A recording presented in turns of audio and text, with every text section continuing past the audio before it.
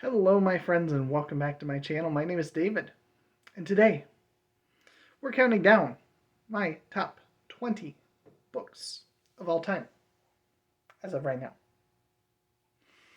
Like any top list, this is subject to change at any point in time. And that's part of the fun of making a list like this. It's part of the struggle of making a list like this because the order of these books could change. There are at least 5 or 10 that easily could have made the cut that I felt bad about leaving off. Three Musketeers, Sherlock Holmes, the Final Empire by Brandon Sanderson. You won't find any of those on this list. And they could be on this list. But let's talk about what actually is on this list. Because we're going to talk through these 20 books. So coming in at number 20, and this one might be a bit of a surprise. This is Les Morts to Arthur by Sir Thomas Malory. King Arthur is fantastic. I absolutely love the stories in here. It's a testament to how hard this is, that this is at number 20.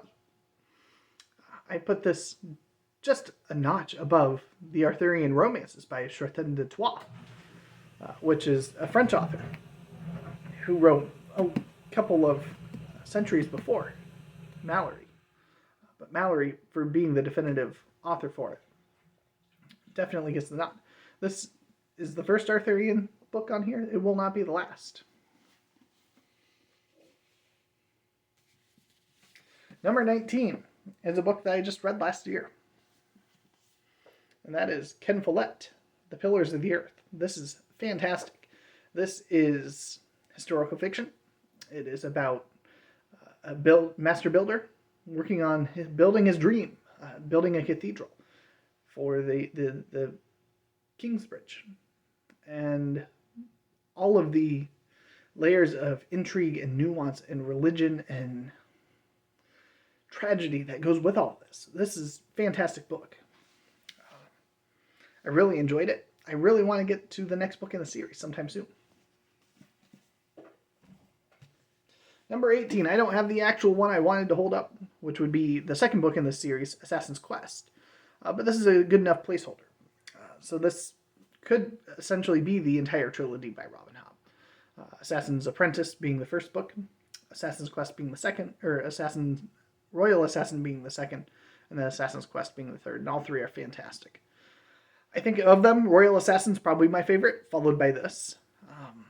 But all three of them are fantastic. Robin Hobb is easily catapulting her way into becoming one of my top writers. And the third book of the Live Ship Trader trilogy was very close behind this and just narrowly missed making the list as well. I'm absolutely loving revisiting Robin Hobb. So number 17. We have Hamlet by William Shakespeare. We have our first and only play. The Henriade tetralogy narrowly missed making this list as well. Because I can't really consider them being separate. Because the four of them together make a united whole. But even that can't compete with Hamlet and the wonderful magnificence of Shakespeare at his peak. So, number 16 is, ignore these ones on here. This name doesn't matter. Sir Gawain and the Green Knight. It is a poem by an anonymous poet in the 1400s, contemporary of Chaucer. And that poem is just magnificent. The tale is haunting in its approach when it's done well. It is got some great morality to pass along about how you compose yourself. But even that isn't necessarily what the biggest takeaway is. It's the complete whole. Trying to separate out the parts and pieces and analyzing them and saying this is what makes this tick does a disservice to the entire whole, because as a whole it is just magnificent. It's one that I've read multiple times in multiple translations, and it's one I will continue to read and reread, probably most often with this translation. And all three in here by Tolkien, these translations are fantastic. Number 15, another one from last year. You'll hear that a couple more times on this list. I had a really good reading year last year. The Star's My Destination by Alfred Bester. This is fantastic. Fantastic. This is one of several books that appeared from last year's reading that helped cement that I might be a bigger science fiction fan than I am a fantasy fan from this point on. I absolutely love this. Revenge story. Done at its best. Arguably. You couldn't go wrong with how it's done here. It's got a complete story. It's got a satisfying ending. It's got a narrator that you don't know whether to root for or to root against. And that's part of the fun. And just absolutely love the ideas in this. And Bester is just fantastic in his writing of this. So number 14, we have one that I was kind of surprised to see fall this low. Because had I made this a couple years ago, this would have been in my top 5 probably. And that's Ender's Game by Orson Scott Card. And that's not a testament to this being bad. I just reread this year. Absolutely loved it. Fantastic book. I still love it as much as I did the first time I encountered it. The problem is that there's just so many great things I've read since my earlier years. And so many things I've read in the last 5 to 10 years that it's hard for this to cement its place. And so it's a wonderful story. A tale of Ender and his trials and experiences at battle school. Ender's Shadow, a parallel kind of sequel to this, is also excellent. And I just loved getting back into Ender's universe. So number 13, I believe. Let me actually grab my list so I can kind of count here. I don't even have them numbered on there. I don't know why I'm doing that. So it is The Martian Chronicles by Ray Bradbury. I forgot how much I enjoyed that book. It did not take long for me to just fall back in love with Bradbury's writing. And this book was the one that cemented it back into, oh my gosh, I love Ray Bradbury. Why have I not been reading him more often? And I still ask, why am I not reading him more often? You know, it's one of those things that there's just so many things to read. And it's hard to prioritize them in a way that you can always get to your favorites frequently. But I do have a Bradbury book that is on deck that I'm going to be just getting around to very, very soon. And I can't wait because his short stories are fantastic, and The Martian Chronicles is arguably peak Bradbury writing short stories. And the way he weaves them all together, and it is magnificent. It's a masterpiece. So I believe this is number 12. We have The Fairy Queen by Edmund Spenser. I'm holding up book 1. You can count it all as a united whole. You can count it as just this book 1. Either way you go, you're not wrong. Because book 1 is the one that starts it all. It is magnificent. It's fantastic. And The Fairy Queen as a whole just gets better as it goes along. It is a tough poem to read. It is very, very long. And it is very, very, very worth reading. I can't praise Spenser highly enough. His impact, his influence can be felt once you read it. And it is absolutely worth reading today. Number 11. Yeah, 11. I'm just trying to make sure because I don't have these numbered. So just outside of the top 10, we have another one that I was introduced to last year. And this one caught me off guard. The Forever War by Joe Haldeman. wonderful tale of a man and his exploits in fighting a war that will never end, conceivably, because it takes so much time for troops to travel from one battleground to the next that the world around them passes by.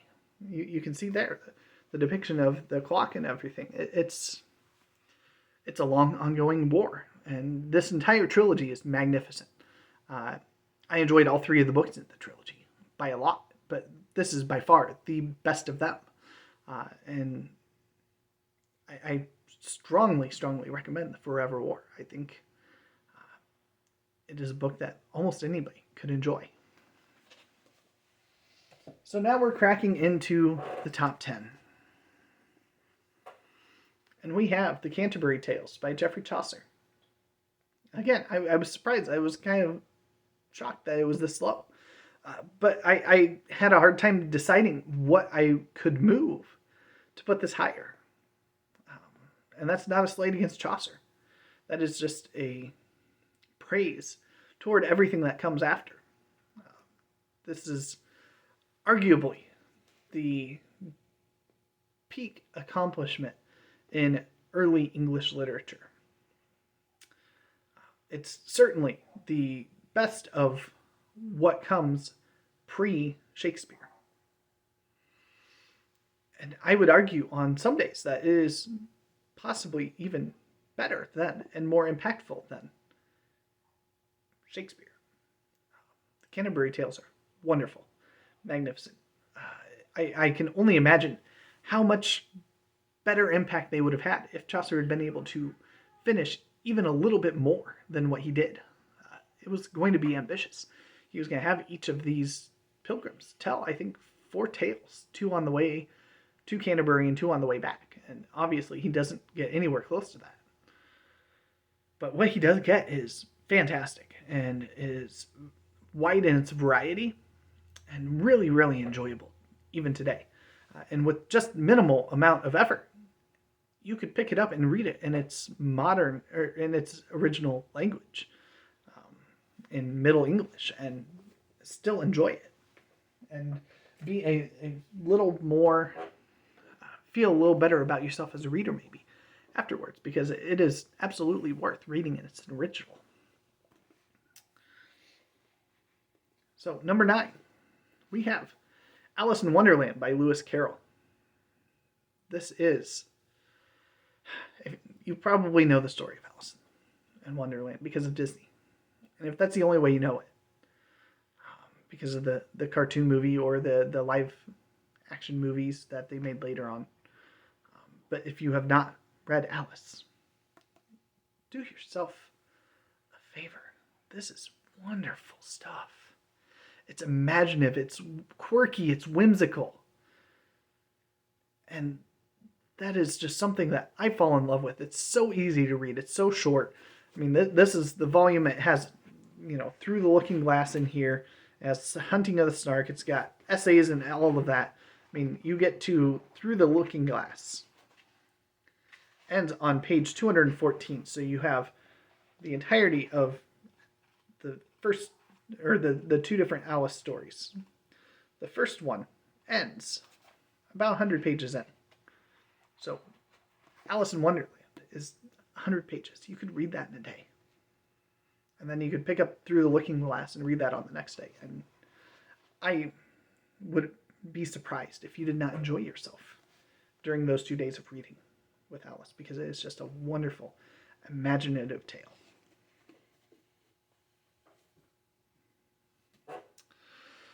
Number 8.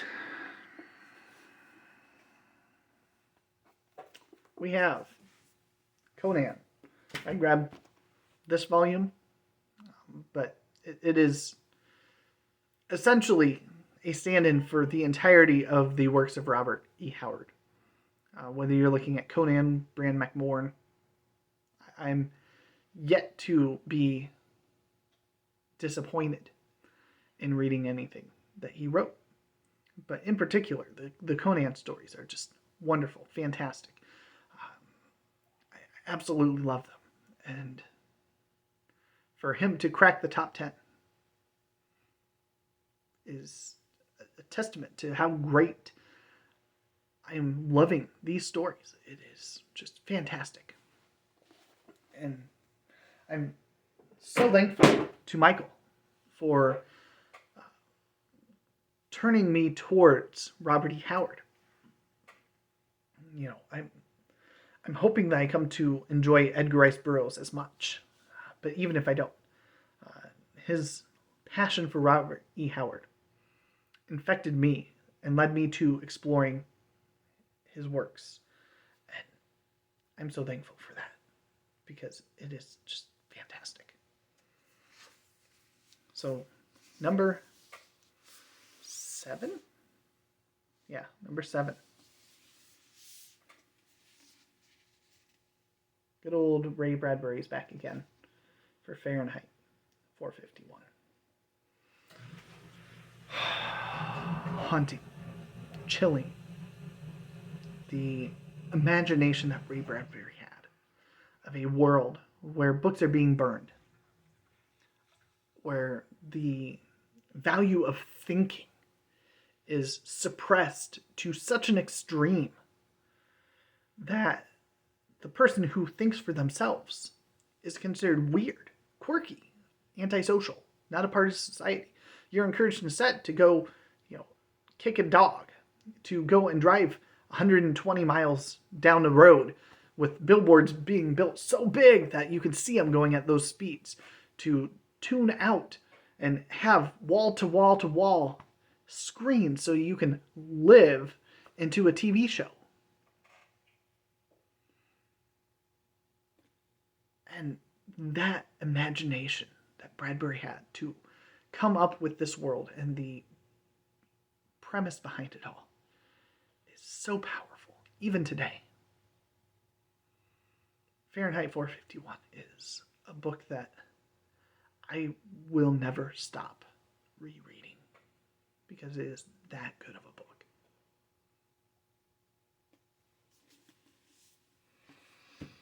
So now we come to number 6. And this was a tough one.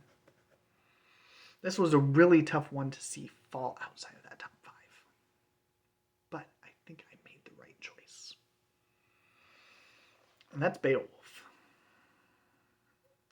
Now, I said the Canterbury Tales are arguably the best work of literature pre-Shakespeare.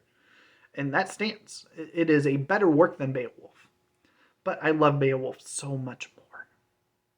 It is just thrumming with adventure and excitement, monsters and tales of people's past, and just the poem is wonderful. And there are some great translations out there.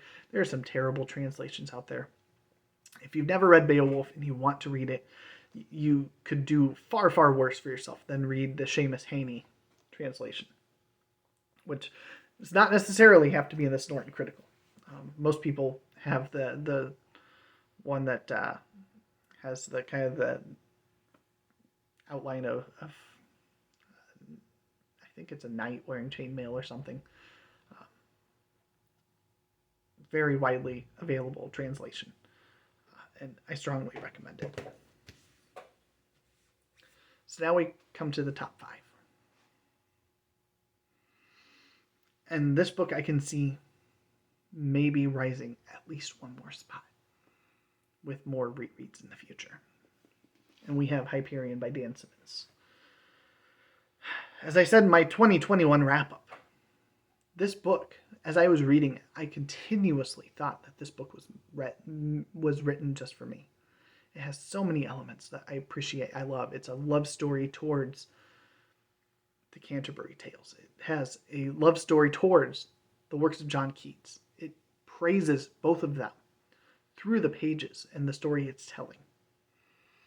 The richness, the depth inside of here is only going to become more prevalent on a reread. And I'm absolutely loving returning to Hyperion in the fall of Hyperion. I don't think it'll supplant the first book. And it doesn't need to. This is magnificent. we come to number 4 now. We have The Count of Monte Cristo by Alexander Dumas.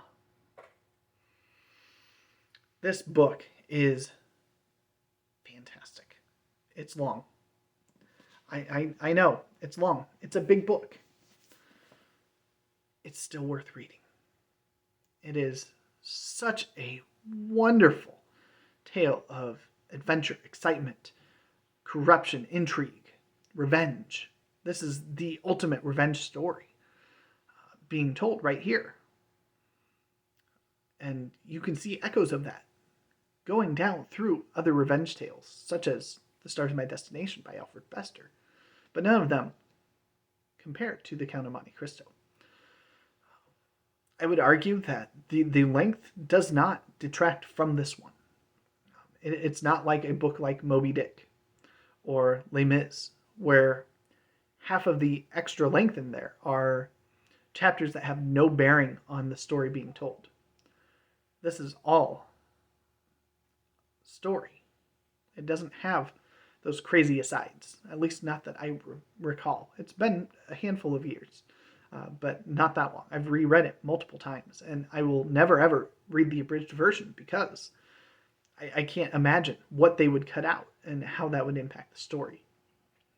Whereas something like Moby Dick, it becomes easy. You just cut out the things that aren't the story. Count of Monte Cristo. I loved it from the first time I read it back in high school. And I love it more every time I reread it. And now we hit the top 3. You can probably guess what the 3 books are. You might even be able to guess the order that they appear in. So I'm not going to waste a whole bunch of time talking about them. Because if you know me, you know what they are. And if you don't know me, welcome to my channel. I'm glad that you found me. And we are at the pinnacle of the books. We are standing at the foot of Mount Tolkien. And the very first book is The Hobbit. I've read this book so many times. I reread it most years. And it's still enjoyable every single time. It never gets old. It never grows stale. It's a story I'm going to continue to read. It's a story I am excited to introduce to my son at some point in time, when he has the willingness to sit through and the patience to sit through a chapter. I don't think that time's very far away. He's getting much better at sitting through longer things being read. And I think he will absolutely love The Hobbit and the adventures of Bilbo and how that all comes full circle. Number 2 is the book that, until last summer, probably was my number 1. And on working my way through it again this year, it's still just wonderful. The Lord of the Rings by J.R.R. Tolkien. It doesn't get much better than this. It has everything that you want in a book. And it's got wonderful characters. It's got intriguing stories being told along the way. It's got incredible friendships. It's got suspense. It's got darkness. And there's so many little things that are different in this book than what they made in the films. The films are magnificent as well, in a different way. I will always love the book and the tale it tells here, and the characterization of characters like Aragorn, who is wildly different in some very critical aspects than the movie version.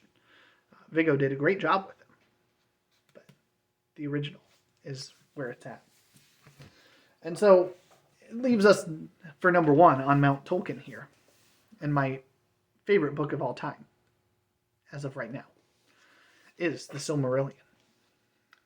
The book that I absolutely loathed the first time I read it, back in my very, very early 20s, or just before I turned 20. It was either my very, very late teens or my very early 20s. I read it and hated this book. I didn't touch it again for probably a dozen years after that. And since I've revisited it, I've gone through it 3 times, and I'm looking forward to going through it again sometime in the nearish future. It probably won't be an annual reread, just like Lord of the Rings isn't an annual reread, but it is one that I'm going to be eternally rereading over the course of my lifetime. All three of the Tolkien books, because there's just such richness, and there are things that you find every time you revisit it that you missed before. And that's especially true in the Silmarillion. Not every tale in here is enjoyable in the way of storytelling to just sit down and read. Some of them are. Some of them are fantastic stories. Others are fantastic elements of world building, in the same way that you would sit down with one of the Norse Eddas and read through the tales of the gods that the Norse people worshipped, and the tales about them, or the Greek gods and Greek mythology. This is part history, part mythology, part story, and it is a magnificent blend of all three of them. And I couldn't imagine not having the stories in here living inside my head. They are some of the best things that Tolkien ever wrote. And I'll say that for a long time. I have a feeling it's only going to grow higher and higher and higher in my esteem with each and every reread. So there you go. There are my top 20 top 20 books as of right now in 2022.